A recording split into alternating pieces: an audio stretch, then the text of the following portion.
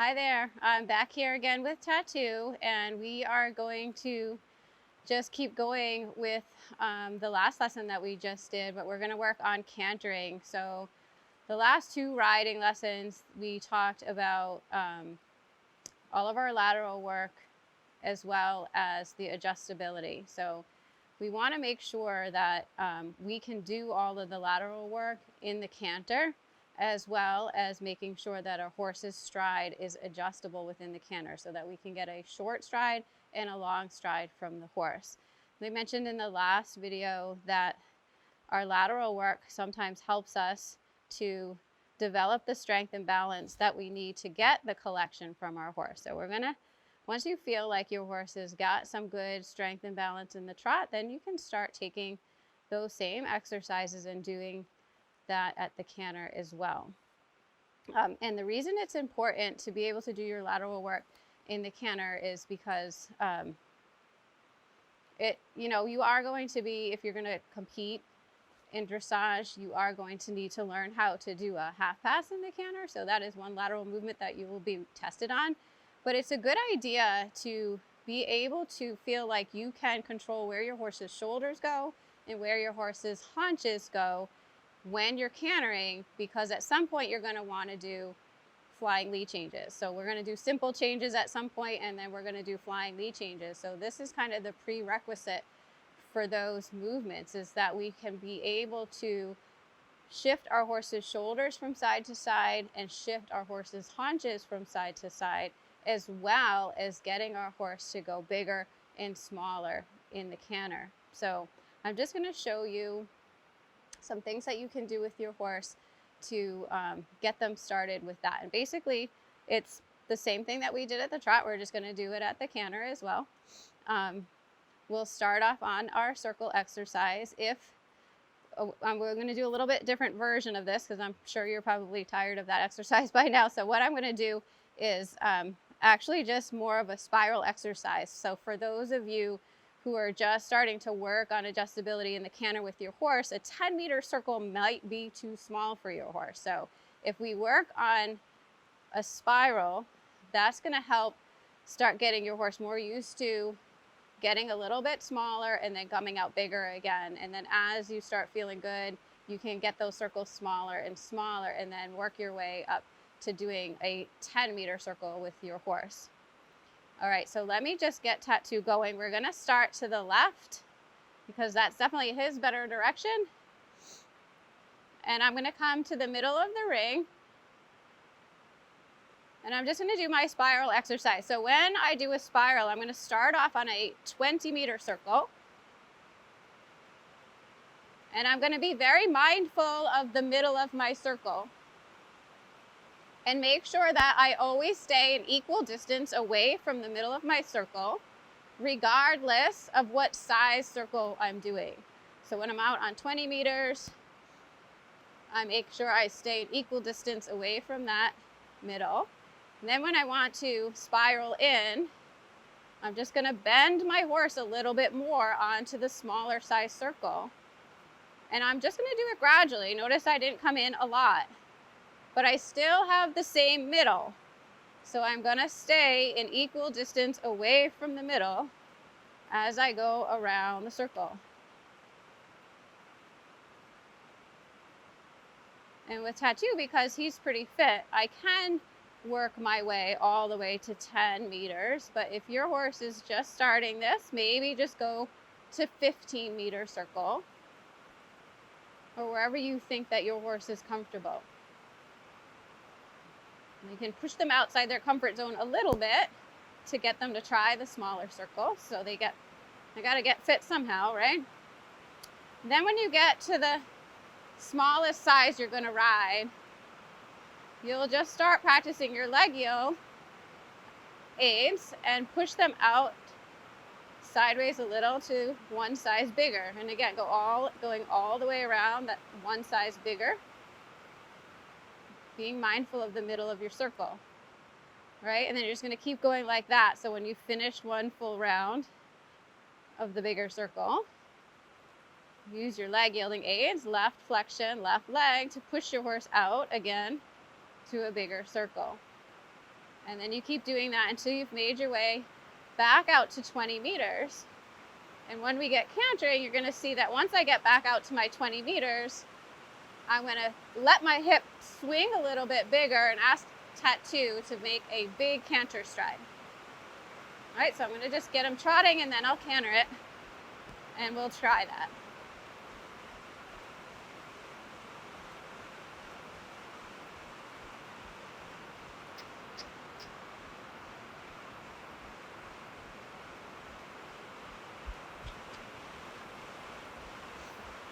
I'm going to canter my 20-meter circle. And then I'm going to bend him a little bit more onto a smaller circle, more like 18 meters. And see if I can really get Tattoo to push those hind legs and come together a little bit more as we get smaller. And then I'm going to come in even smaller, more towards a 15. As I start bending around the smaller circle, I have to work a little bit harder to keep that hind leg under me and coming with me. Now I'll go to 10. And then I'm going to start asking him to go a little sideways out to the bigger circle, just gradually, keeping him nicely together. That little bit of leg yield out helps me keep him from getting heavy. Now I'm going to go out to 20 to B, and I'm going to swing my hip big and ask Tattoo to give me a longer canter stride. And then turning back, using that same turning aid to help me bring that canter back. And then go big again, thinking about either that shoulder in or turn on the forehand feeling to bring my canter back. And then I'm going to just turn him into walk. So that was canter walk. So you see that because I can collect Tattoo at the canter, I can get him to canter to walk. And again, that's something that I will do another little series of videos to show you how to work up your way up to doing walk to canter and canter to walk exercises. But for today, we just want to get started on seeing if we can get our horse to work in a way where you can feel them come together a little bit at the canter and then letting them out longer. So I'm just going to do that with Tattoo to the right. Get him going nice at the trot. Make sure he's paying attention and not pulling at me. And then ask for canter. And Tattoo in this direction, you'll notice, has a tendency to be really heavy on the forehand. So this kind of work is good for him. Get his left hind leg a little bit stronger. And gets me a little stronger. I have to sit up, little half halts with my reins to get his shoulders light. And keep really asking his hind leg to stay with me in the canter, not get left out behind. So as I bend around the smaller circle, get a little bit more bend, it helps me bring Tattoo a little bit more together. And I do have to work a little hard here to keep it all going. So you can see this way is a little harder for Tattoo on the smaller circle. But we can do it, and then I'm just gonna little leg yield out. That actually helps me, a little too far, helps me get him a little lighter in his shoulders to move those shoulders a little sideways. And the lightness helps me keep him uphill and collected. Now I'm going to make my way over to E, and then you're going to watch my hip swing bigger for a bigger canter stride from Tattoo. And then I'm going to bring my hip shorter, but I'm still following with my hips that canter rhythm, the scoop. So scoop bigger with my hips for the bigger stride. When I want him to stop, I'm going to think that little shoulder in or turn on the forehand. And at the same time, I have to make sure my hip shortens and only rides the length of stride I want him to have. So he's copying my hip, okay? And then I can collect him and bring it back down to walk. All right, so really the big trick there is to make sure that your hip is influencing your horse's back. So if you want to canter a short canter, your hip's only following a little short scoop. If you want to canter a big canter, your hip's going to follow a big scoop. Of course, you add a little bit of leg, make sure you're looking forward and going forward with your horse. All right, so that's your adjustability within the canter.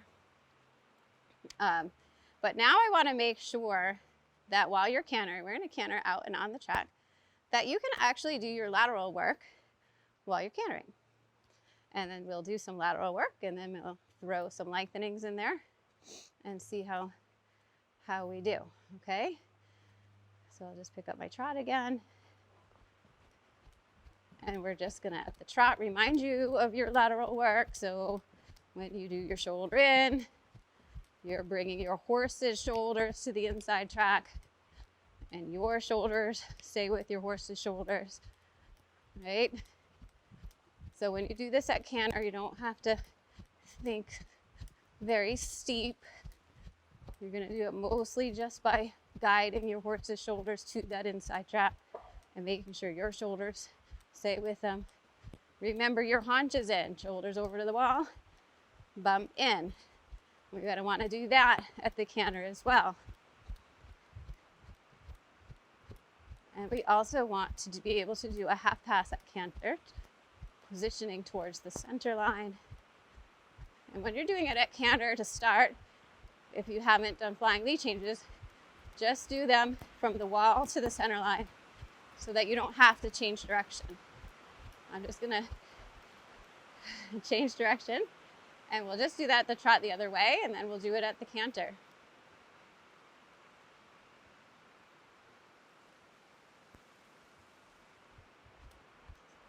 So remember, your shoulder in, your leg stays by the girth. The shoulders come in off the track, not butt out. So making sure you have good control over your horse's shoulders, that you can place them wherever you want.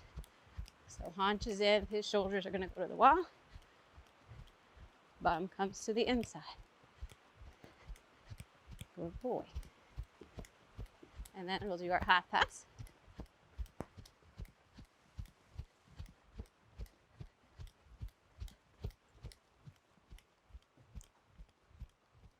Over to the center line so that we're not having to worry about a change of lead. Okay, so now we're going to see if we can do all of that at the canter. Again, this is hard, so just take your time. If it's just a little bit, don't worry about it. If your shoulder in is more just like a shoulder 4, that's fine. Just to the canter.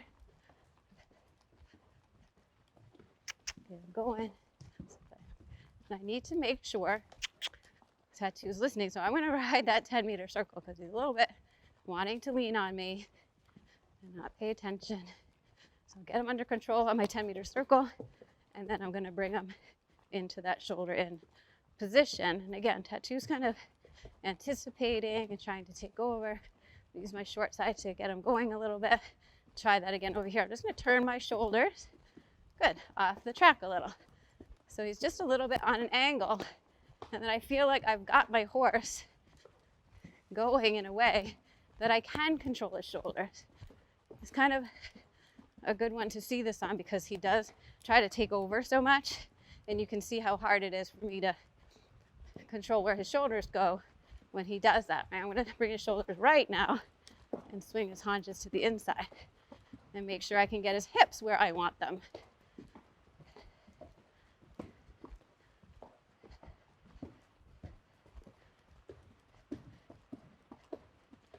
Okay, and I'm going to turn around this way, and I'm going to do the half pass from the wall to the center line at the canter. So the positioning and the aids are all the same at canter as they are at the trot. It should be bending direction of travel, shoulders leading, moving sideways. And then I'm gonna just turn them the same direction I was going. I can bring them down to walk and change direction. Come on. We'll have a little breather, see if we can work on that free walk. Get him stretching and keeping those hind legs working while he catches his breath. And then we'll try that the other way.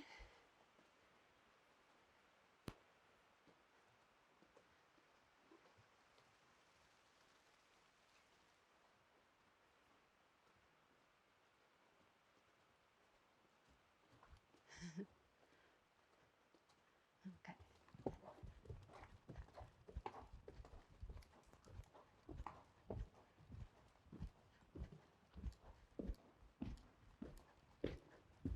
A little shoulder in just by I'm just keeping my leg by the girth and positioning his shoulders in. Not very active with tattoo with my inside leg, shoulder in at the canter because he does know his changes. Sometimes he likes to go from right to left. So you can see not loving the right lead canter. I'm gonna get him going a little there. Maybe use my 10-meter circle to see if I can use that smaller circle to get tattoo a little bit more collected, hind legs working, so he's not messing with me. And then I'll bring him into that haunches in position. So his shoulders left towards the wall, my outside legs back, and then forward through the corner. And I'm come around, position him for the half pass, a little bit overturn, shoulders leading, my left hind legs working in rhythm with his right canter lead hitting the ground. Okay.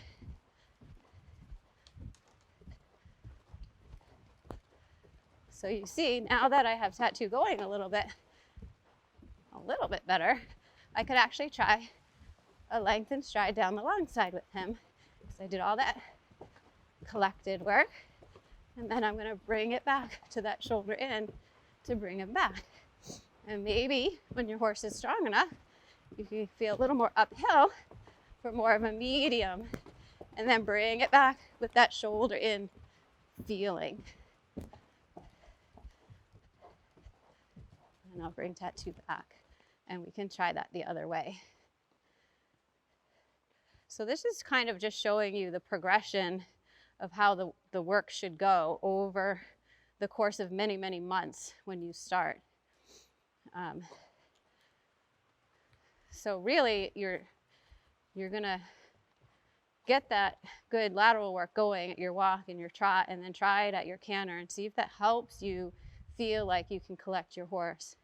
And then you can progress into doing those lengthenings and those mediums. And then our challenge today is going to be to actually go from our lengthened stride and our medium into an actual shoulder in at the canter. So the last one that I did, I really just had that sort of shoulder in feeling, like I was turning his shoulders a little bit to the inside to help me bring that canter back from that big canter to the shorter canter. So if we can do a lengthen and a medium and go from that to a shoulder in, we can certainly bring it back without too much trouble, okay? Because we want to learn how to bring our horses back from a medium and a lengthening without pulling back. We never want to go backwards on a horse, because if you pull, they're just going to either get heavy and break, or they're going to think you're wanting them to stop. And we don't want the gait to stop. We want our bodies to keep following the canter gait forward. We just want to put them in a position that makes them have to coordinate their feet and come together a little bit more. So let's see if we can do that. If I can get my canter from that shoulder in position. And I'm going to see if I can get him to canter nicely for me. And again, I'm just going to, he just wants to take over. Put him in that shoulder in position and keep cantering. Come on, buddy. So get that hind leg going. So we get a better rhythm, better connection. Turn him. And then forward. I'm going to keep doing this until tattoo is a little bit more attentive, feeling like I have a little bit more control over his body. Good, come on, buddy. And then I'll see if I can try that lengthening. And then at the end of the lengthening, really bring it in to that shoulder in. A little bit of lengthening, shoulder in. All right, ready? Let's see if we can do it. Big canter. And then bring it over that shoulder in and keep the canter going. And a big canter. Just shoulder in. Good. So now, if I just want to do a few strides lengthening, I can do a few strides lengthening, bring it back. All right, so we're gonna try that again. He got heavy and locked against the bridle, so I want him to go just a few strides lengthening and then bring it back. Good, and then lengthen and bring it back. Few strides lengthen, bring it back. Notice my hips, so if I don't want them to break again, I have to keep my hips going in rhythm with that canter. So this is a little additional challenge. Can you just do a few and then bring it back? And a few more and then bring it back. And just getting that shoulder in feeling, not the extreme like for your challenge. Big canter to shoulder in. Good positioning. And then he can walk. Remember, it's important to keep that hip cantering. I lost my rhythm a little bit. Tattoo rooted at me and broke to trot earlier. But just keep trying. Like I said before, it is all really hard work. And it takes a long time to progress through all of what I just showed you today. So as I mentioned in the last lesson and earlier in this lesson, I want to continue to make these videos and do little sort of mini series to start developing more on the subject matters that we've been working on, because as you can see, as this series has gone on, the work is getting more and more complicated, and there's a ton of different content and different exercises that I can show you to help you develop along the way. So I hope that that was sort of a good demonstration as to how you can get started with your adjustability work with your horse and your lateral work with your horse. If you still haven't subscribed, go ahead and subscribe to my channel, because I am going to put out more videos. Like I said, we'll do some videos that show you how cavalettis are going to help you with all of these subject matters that we've been talking about. I'll develop a little series of more exercises to give you more detailed information to help you come along and develop your horse so that they get good lateral work and good adjustability, good collection, good contact. And we've also had a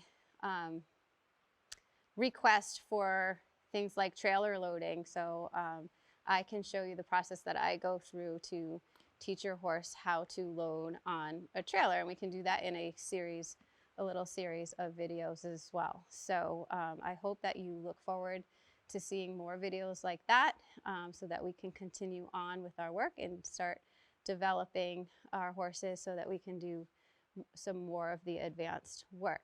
Okay, so good luck with your collection and your lateral work at the canter. I hope you have a great ride. And one other thing I wanted to mention is I did start a new group on Facebook. It's called White Spruce Farms Free Training Series. So that's a better place for you to go than the original White Spruce page I gave you.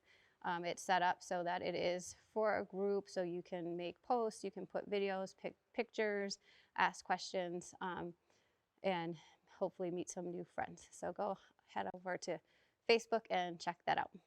Thanks for watching.